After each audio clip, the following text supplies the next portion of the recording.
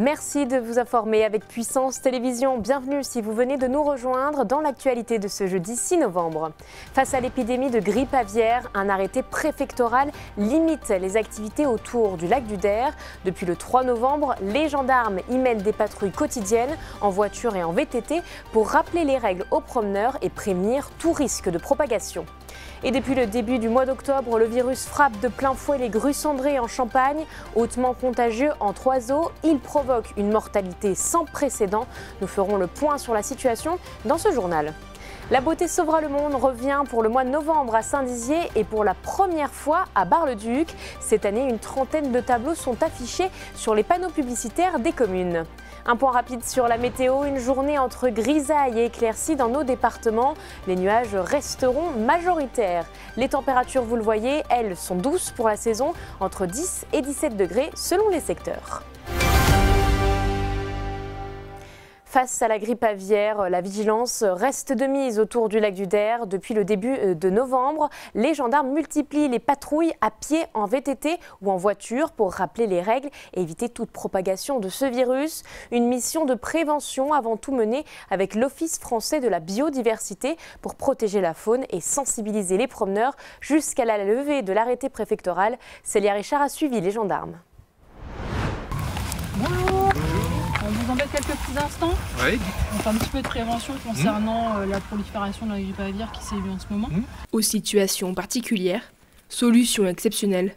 Depuis ce lundi, les gendarmes de la compagnie de Saint-Dizier patrouillent autour du lac du Der. Ces patrouilles sont importantes pour informer, surtout pour informer les gens et pour leur montrer notre présence sur le site pour éviter toute propagation du virus. Ces patrouilles sont réalisées conjointement avec l'Office français de la biodiversité afin de couvrir au mieux les 48 mètres carrés du lac. Pour ce faire, des équipes sont formées et déployées sur le terrain, à différentes heures de la journée et de la nuit, ainsi qu'à différents lieux. Les équipes peuvent être amenées à patrouiller plusieurs fois par jour. On leur a fait un petit peu de prévention, donc notamment concernant l'arrêté préfectoral de Madame la préfète de Chaumont, à savoir donc de ne pas sortir des sentiers, de ne pas s'aventurer dans les bois. Donc voilà, pour les chercheurs de champignons, on les a tous rappelés un petit peu à l'ordre, on leur a dit de revenir. Certains n'étaient pas au courant de cet arrêté, donc voilà, ils ont été de bonne foi, ils sont sortis. On leur a dit de ne pas pêcher non plus.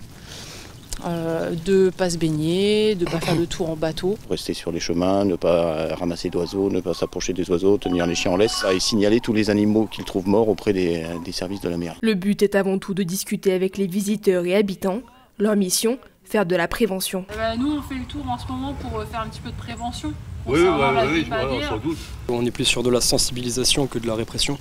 C'est-à-dire qu'il y a beaucoup de touristes qui viennent qui ne sont pas au courant qu'il y a un arrêté préfectoral qui est sorti.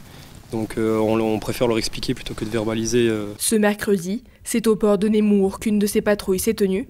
Pendant près de 3 heures, l'équipe de gendarmes a fait le tour de la presqu'île pour surveiller et prévenir les passants. On a vu environ 10 personnes, essentiellement des promeneurs, des cyclistes. Ils sont assez réceptifs à la prévention, ils sont aussi au courant de la prolifération de la grippe aviaire sur le secteur. Et ça s'est très bien passé. Les patrouilles devraient se terminer une fois l'arrêté préfectoral levé.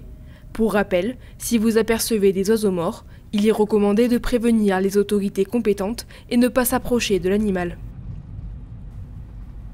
Et la grippe aviaire continue de faire des ravages en Champagne humide. Depuis le début du mois d'octobre, des milliers de grues cendrées ont été retrouvées mortes, frappées par ce virus particulièrement contagieux.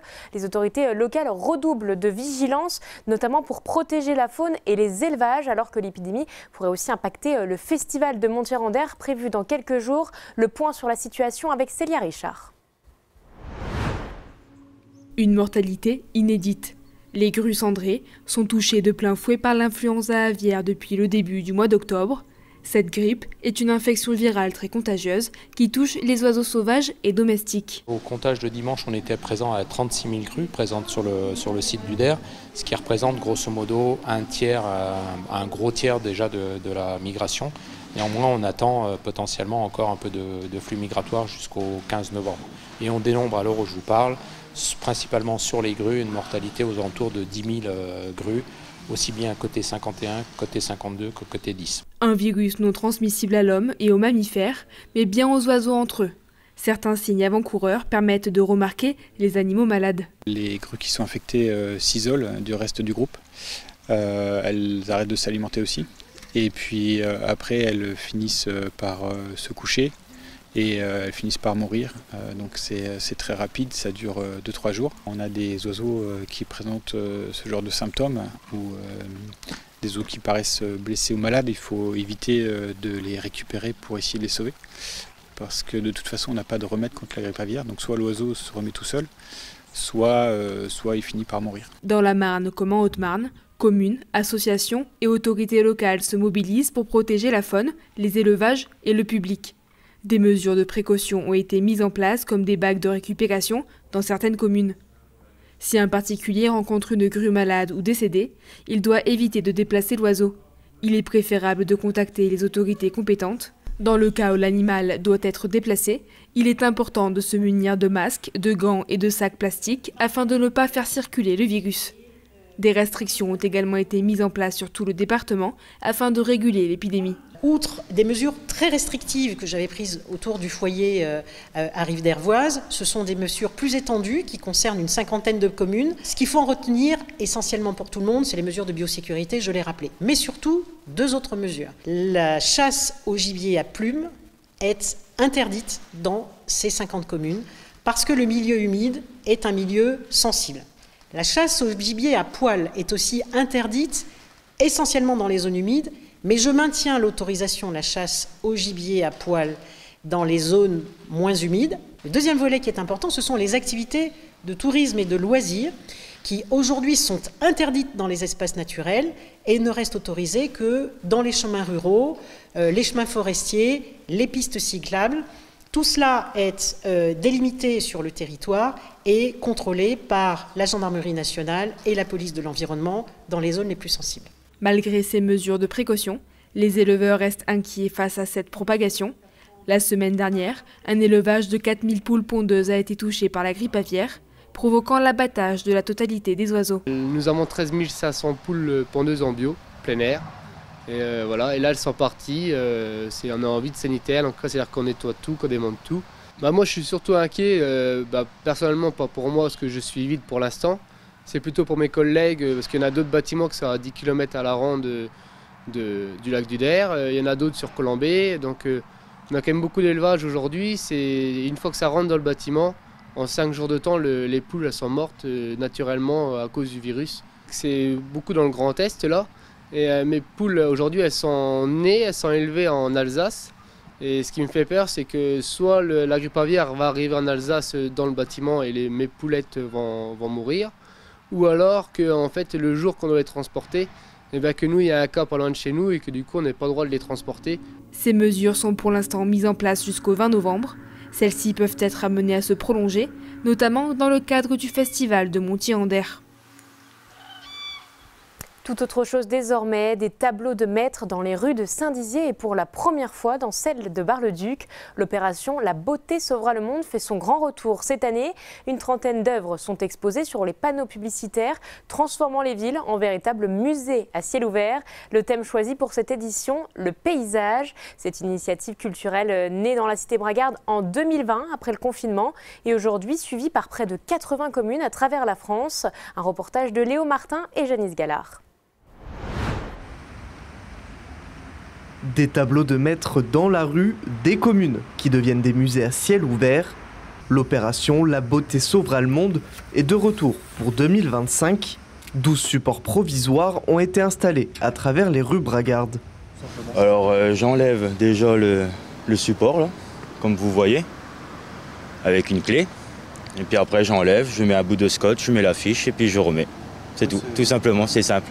Mais c'est aussi l'occasion pour ses employés de voir autre chose que de la publicité. Là, mettre des représentations de tableaux, c'est complètement différent de ce qu'on fait d'habitude, mais je trouve que c'est pas trop mal. Je pense que c'est même très bien.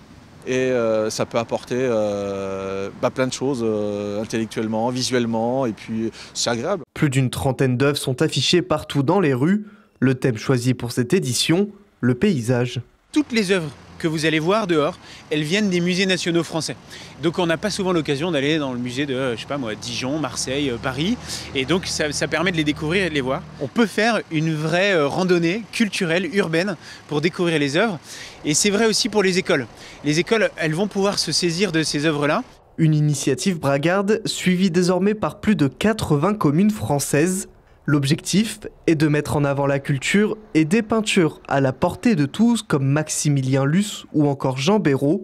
À Bar-le-Duc, plus d'une dizaine de lieux ont été choisis pour mettre en avant ces tableaux de maîtres. On a toujours cherché à interpeller les habitants sur des œuvres d'art ou qu'est-ce que l'art et qu'est-ce que l'art dans la ville. Et avec cette opération, c'est vraiment engager nos concitoyens d'abord à côtoyer des œuvres connues ou moins connues, mais les connues en se disant bah oui, ça j'ai déjà vu, et puis leur mettre sous les yeux un certain nombre de choses ou les obliger à regarder un peu différemment. Ça c'est important et on n'a pas toujours l'occasion d'aller dans les musées où qu'on soit d'ailleurs, mais là c'est se confronter à des œuvres d'art plutôt connues ou en tout cas à des artistes plutôt connus sur des choses qui font partie de notre patrimoine. Ça c'est très important. Cette année, le projet n'est plus porté par la ville de Saint-Dizier, mais par une association. Donc, le but a été de transformer une initiative locale en mouvement national. Donc le but est vraiment de s'associer et de permettre en fait à différentes collectivités et d'autres structures privées ou d'autres associations de pouvoir regrouper et rejoindre en fait ce mouvement et devenir un réseau coopératif. Et de ce fait, quand quelque chose prend forme et se duplique un peu partout, il faut pouvoir le structurer, le pérenniser et donc le professionnaliser. Et de fait, cette structure en format associatif loi 1901 permet vraiment d'avoir cet impact collectif. À l'avenir, l'association espère voir plus de communes adhérer à cette initiative. Et vous pouvez retrouver toute l'actualité en continu sur notre site internet puissancetelevision.fr et sur notre application mobile. Dans un instant, nouvelle interview musicale. On a rencontré il y a quelques jours le groupe Zouk Machine, l'interprète du groupe, qui a marqué les années 80 avec son titre Mal d'homme. Et juste après, vous le voyez, un épisode inédit de Locaux, votre pastille économique présentée par Antoine Regnault. Aujourd'hui, découverte du domaine du moulin de Trimeul, un lieu d'hébergement insolite niché en pleine nature. Mais tout de suite, la météo.